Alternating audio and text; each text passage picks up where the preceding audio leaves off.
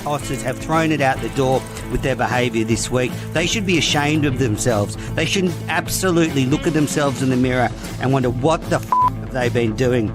They're hissing at us and calling us cheats in the Lord's long room, and they have the gall to say, talk to us about the spirit of cricket. Absolute bullshit. There's a big appeal that's hit him on the pad. He's out. Lions gone. New South Wales are 9 down. Onto Sydney Road, and it's hit a car. Oh, I think it's hit a car. What a way to bring up your 50. All you want is to leave it all behind. Now there is a simple remedy to stay fit for all eternity. Hello, everybody, and welcome back to the Cricket Unfiltered podcast. I am Menas, and geez, poor Mark Machado is joining me from the Murali End podcast after a stinker of a day for Sri Lanka, but a joyous day for Australia, led by Smith and Carey. Mark, how you feeling? Oh, Manners, I can't believe I'm putting myself through this. I wake up in the morning, the crack of dawn, because I'm in London, and I switch I roll out of bed, I crawl into the front room, I switch the TV on, and it's just absolute torture all day. The day kind of started off all right for Sri Lanka, though, right? Where Crystal Mendes, we talked yesterday about, if we could get to about 250, got us over the line there, he got us to 257. And then we took wickets at kind of a decent pace in the first session and then right at the beginning of the second session. And then Steve Smith just took the game away from us yet again. I mean, Sri Lankans are famous for our hospitality, but we're going too far. I mean, Danijaya de Silva is the most hospitable man in Sri Lanka at the moment. I think Smith's enjoying dining out on the Sri Lankan bowling, that's for sure. He won't want to leave. He'll want to take Sri Lanka with him. So you're right. So Sri Lanka started the day 9 for 229. They finished being bowled out for 257, put on 33 for the last wicket. Kusal Mendes was out for 85. Bo Webster took a ripper of a catch to get the last wicket. And then it was basically the Smith and Carey show. Australia was 3 for 91, but then Smith and Carey put on an unbeaten 239-run partnership to take the score to 330 for 3, leading by 73 runs. So they've already got 73-run lead. That's just at the end of day 2. Smith is not out 120. Alex Carey not out 135. I thought an absolutely phenomenal innings from him, coming off just 155 balls. Just phenomenal stuff. And you have to say now, Australia got a firm grip on this match and the series. You'd expect them to get a big lead. And I can see Sri Lanka completely capitulating in the second innings, Mark. Yeah. I mean, I totally agree with you. Look, I don't think there's a problem with talent in Sri Lanka. I don't think, we're still producing as many good players as we've ever produced. I think it's just a mental issue. They don't quite have the mentality, I don't think, and they're not putting the plans in place, so they're not expected to be in difficult positions. Well, I just don't believe the Aussies and the Indians and other test teams, established test sides are going onto the pitch as underprepared for games as the Sri Lankans seem to be. And yeah, I totally think that you kind of mentally, Steve Smith and Alex Carey have kind of broken the Sri Lankans today. The only kind of hope is that, they go rest up overnight and come back tomorrow. If they can get wickets quickly tomorrow morning and get themselves batting before lunch, there's a possibility, there's a chance that we can kind of keep the game alive. But at the moment, it's very difficult to see how Sri Lanka can get back into it, because the bowlers looked, to me today, like they had absolutely no plan B, let alone a plan C. Yeah, it got away from Sri Lanka so quickly. I think they were competitive in the early stages of the Australian innings. I mean, they got Head for 21, Marnus for 4, Usman Khawaja for 36. But I mean, there were some curious decisions from Danenjaya De Silva. I mean, he opened the bowling from one end, which I found peculiar, considering he didn't bowl at all in the first test. And then once Smith got going, I mean, I think obviously Carey was immense, but Smith, even while Khawaja was there, just started to play with them. I mean, he looked like he was playing on it. I mean, I can't work out whether Sri Lanka bowled really badly, but that pitch, there was still enough assistance for the spinners, and he was just toying with Sri Lanka. Yeah, absolutely. I mean, I thought kind of coming into this Aussie summer, I thought maybe this might be the last time we saw Steve Smith. I felt like he was definitely all right for going to be selected for this series, but probably they might try and phase him out after the Ashes next year. But now you look at it, and on commentary they're saying apparently he wants to play to get to the Olympics in 3 years' time or 2 years' time. You can totally see him doing that. It feels like we're back to it's kind of like he's reversed the clock a bit. But I agree with you, Menace. I just don't think we're testing him enough. You know, Pramod Jayasuriya came into this series with a huge reputation, built off his debut series against Australia 4 years ago, and he looks to me like a player that's just gone backwards.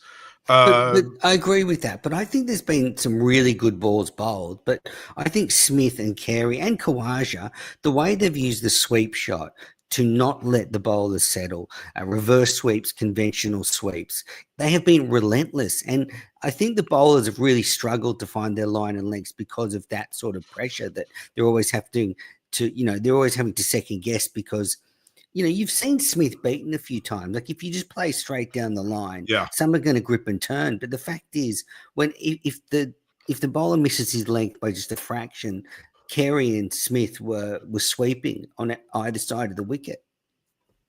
Yeah, and you see, I think the problem is at that moment where you think, oh, there is a kind of bit of weakness in the batters are showing weakness. They're not quite reading it as well as it might look. Instead of turning the screw and putting more pressure on them and making it hard to score runs, they are not setting the tackle enough fields. They're letting them.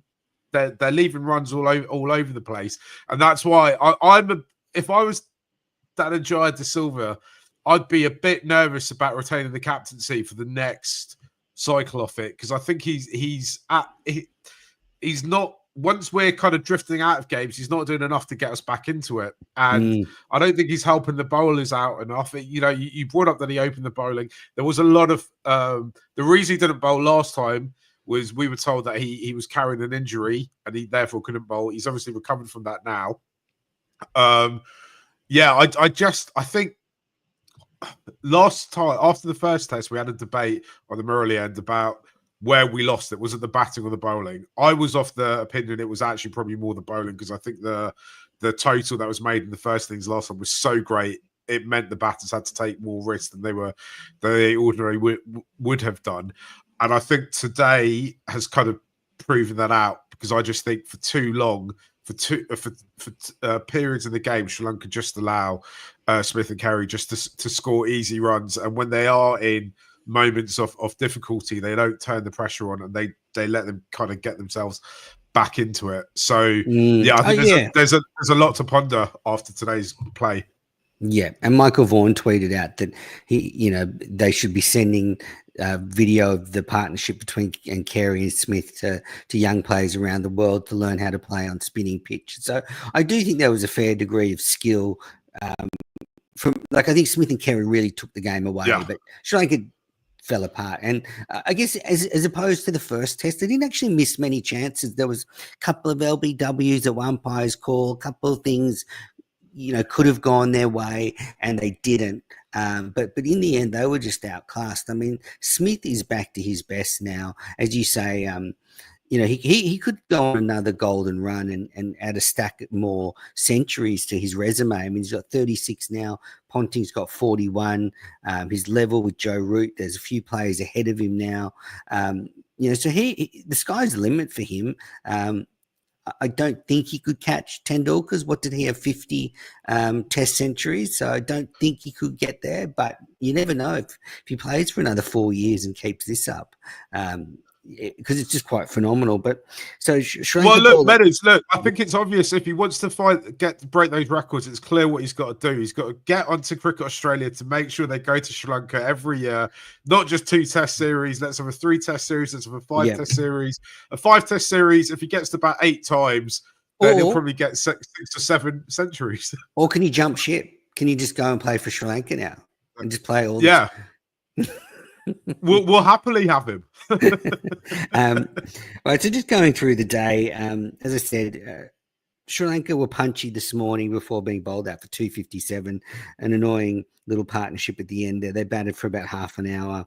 Kuhneman got the last wicket. And then before lunch, Head was out off Paris. Bit of a wild shot going down the pitch, trying to hit De Silva out of the ground. That was when the score was 32. I think you've just got to accept with Head that that's what he's going to do. He's going to go at 1,000,000 miles an hour, and sometimes it works, sometimes it doesn't. But then Marnus Labuschagne, he comes out, he's out LBW to Jay Saria for 4, plumb in front.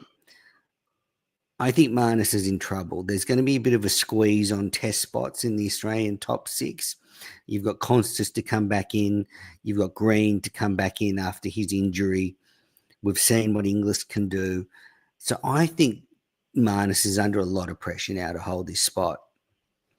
Yeah, I absolutely agree. When I saw the wicket, I thought that's the first thing I want to ask you when we get on to this is what's going on with Marnus. Somebody a few years ago you thought was going to push on and be had the potential to be a great of the game, and it looks like it's totally fallen away. It also looks to me, and I will caveat this with, because I imagine you spoke to him, probably know him quite well. It looks to me like there's something wrong with his head in terms of the psychology of the way he's approaching the game. It isn't quite right. I thought he really needed a big summer of Test cricket, and that's not really happened for him. And the other thing that's kind of pushing against him is that, as you mentioned, there's the emergence of so many young players coming through. I mean, I look at Cameron Green and I think he's on drop. If he's fit, he's in the team for me. Well, because and Marnus, because Green was batting 4 before he got injured, and Smith they tried to open. So you could move Smith to 3, back to 3, which is his preferred position. He likes getting in there early, and you bring Green back in at 4, and it still doesn't solve all the problems, but that is one way of doing it. And Marnus, you're right, his head looks a bit scrambled, and some players, they just need actually to be dropped and a little bit of a reset. Go back to state cricket, have a bit of a break from the circuit, play some Shield cricket, get back in form, find out, go back to what made you successful. And I think Marnus has got a lot of Test cricket left in him, but I agree with you. He looks a bit scrambled, and he's just overcomplicating it to me. I think he tries to play like Smith, but that just doesn't work for everybody. Yeah. The one thing I will say, just on Marnus, is I was looking forward to watching bowl, because I think it's quite interesting.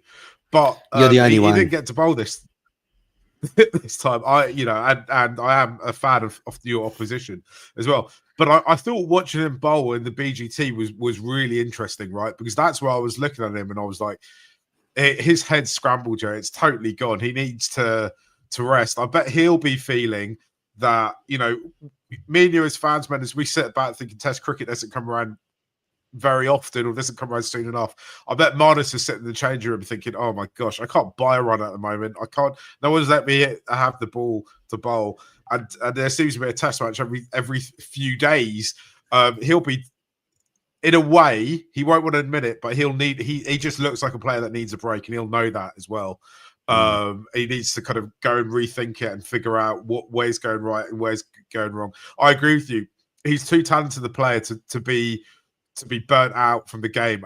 He's only 30, I think. At this point, I still think he's got a number of years, a good years left in him. And I think Cricket Australia, no doubt, will be working hard and diligently trying to figure out how to get him back to his best. Yeah, a bit like, it happens. There's so many players you can list off that they've gone back to the level below, had a bit of a break, and come back much better players. So Marnus is out. Australia go to lunch at 2 for 84.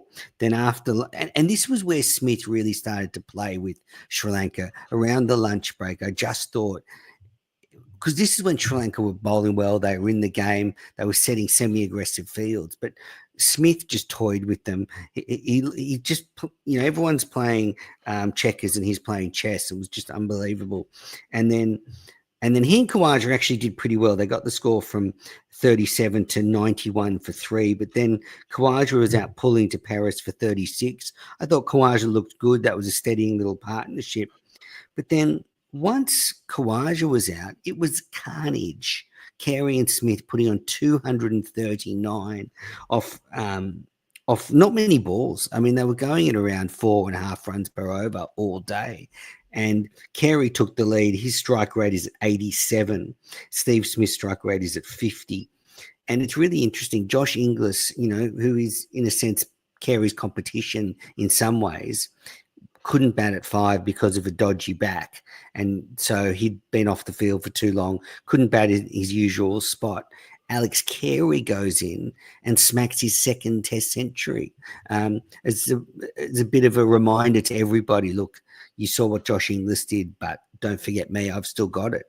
And, I was saying to Estelle, actually, between the Test matches, that I thought Inglis's ceiling with the bat was a bit higher than Carey's. Well, Carey shoved that up my ass big time today. Yeah, absolutely. The only thing I will say is that I think the next big test for Australia, or kind of all eyes are kind of drifting towards the Ashes, right? And I suspect England are going to serve up something quite different. I know it's in Aussie conditions, which he might be more used to, but I just think some of that bowling was way too comfortable for him. But the one thing I would say is, obviously it's a totally different format, but there'll be franchise teams looking at what Smith and Carey were doing today in Asian conditions against bowlers who have got wickets in this format, thinking, I wonder if they could do this at T20 level. So maybe it might be one of those knocks that ends up getting him into some franchise cricket around the world, if and when he wants to play it. Yeah, absolutely. So it was just dominance from Smith and Carey from that point. Smith in the middle session. So in the second session, Australia scored 112 runs for just the loss of Usman Khawaja. And then after the break, Smith brought up his century off 191 balls, his 36-ton, 17th as skipper. That's some record. 7th in Asia. 4th in Sri Lanka, only Sachin Tendulkar has more. He also overtook Ricky Ponting for the most runs by an Australian in tests in the Asian subcontinent. So just phenomenal stuff from Smith. And as I said, the way he just toyed with the Sri Lankan bowlers, and then, to go on this run spree of scoring 4 Test centuries in 5 tests, it is incredible. And Carey just hummed at the other end, his second Test century off just 118 balls, his first away ton.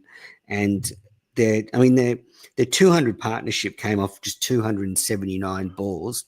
And in that last session, they scored 133 runs for the loss of 0 wickets. I mean, they have ripped this game away from Sri Lanka. And yeah, I was just blown away by their partnership. I mean, the way Carey batted was really interesting, because when we went to India in 2023, he tried all these sweeps and it didn't quite work for him. He had some pretty embarrassing dismissals, but this innings to me was just of a different, it was just quality. Yeah, absolutely.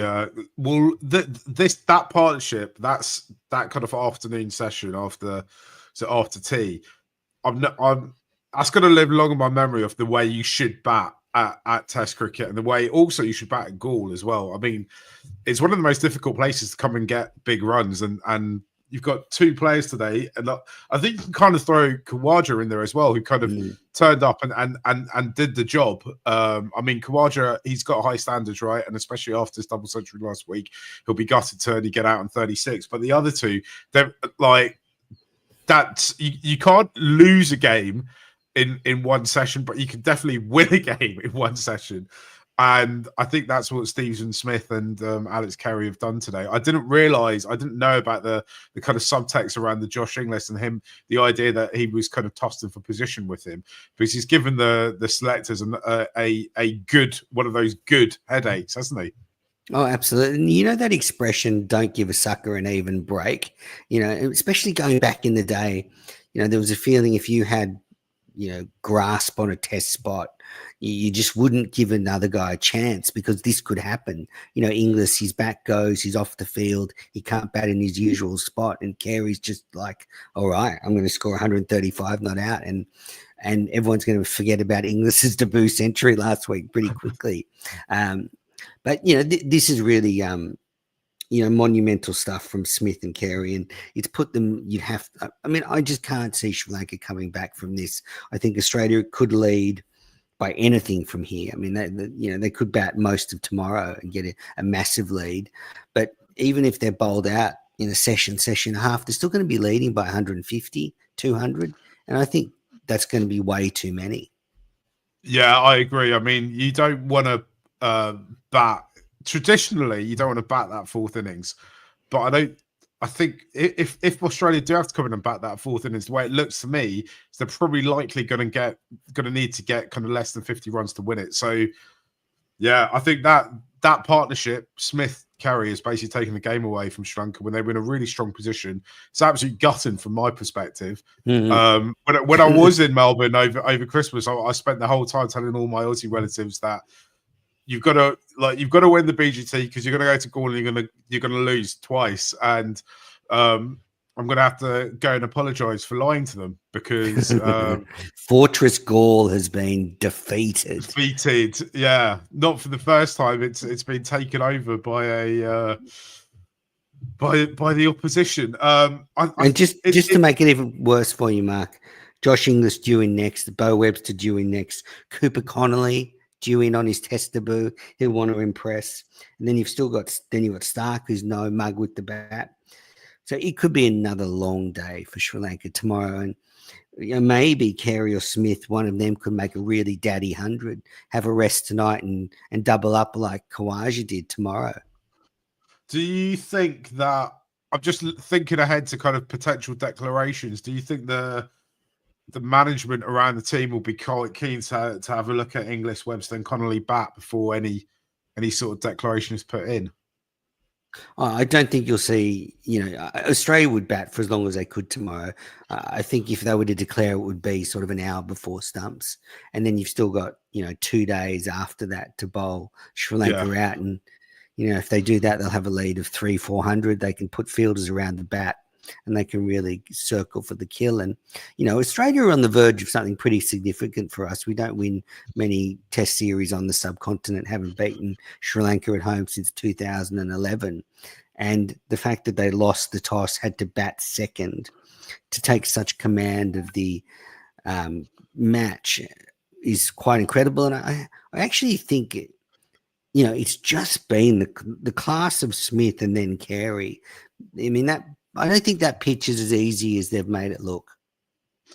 I agree. I mean, I know obviously it's as a Sri Lanka fan, it's part of my job to kind of talk all up. But even Sri Lankan players talk about how difficult it is to play there. Players who basically played on it all their kind of adult life talk about how difficult the conditions are and how tough it is to score runs there.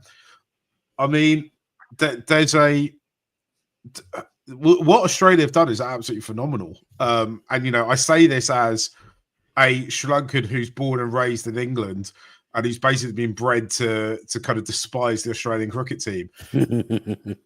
But these guys are really doing something quite special. I've got to admit it. I didn't think they'd beat India. I thought there was a lot of players here who were way too over the hill to put performance in against India, and I definitely didn't think they'd come to Gaul and put in the kind of performances that they have done, and they've proved me wrong. The only reason I let you on the podcast is because you go for Sri Lanka and not England. Yeah, well, that's fair enough, isn't it? But I mean, if you grew up in England in the 90s, then there's absolutely no way, if you've got an option to support someone else, that you'd ever support England, is there? No, definitely not.